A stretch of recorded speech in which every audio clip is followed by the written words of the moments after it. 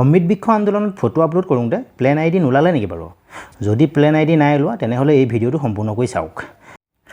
বহুতেই কিন্তু photo upload কৰিলে কিন্তু প্লেন আইডিটো নোলালে আৰু কিছুমানে ওলাইছিলেও যদিও স্ক্ৰীনশ্বটটো মাৰি নেৰাখিলে। ইণ্টাৰনেটৰ প্ৰব্লেমৰ কাৰণেও বহুতৰে প্লেন আইডি শ্ব' নহ'ল, কিন্তু চিন্তা কৰিবলগীয়া কোনো কাৰণ নাই, আপোনালোকে আজি প্লেন আইডিটো উলিয়াব পাৰিব।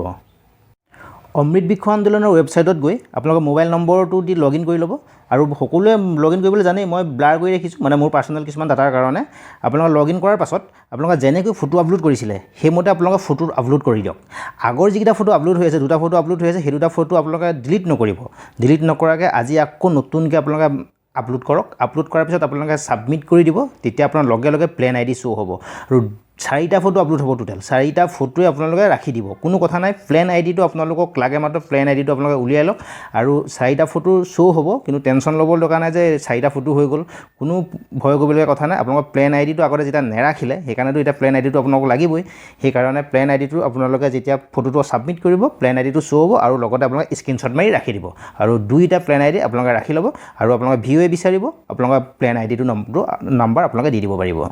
এটা সৰু ভিডিঅ' আছিল, যদি কিবা এটা জানিলে চেনেলটো ছাবস্ক্ৰাইব কৰি দিব আৰু ভিডিঅ'টো লাইক কৰি দিব।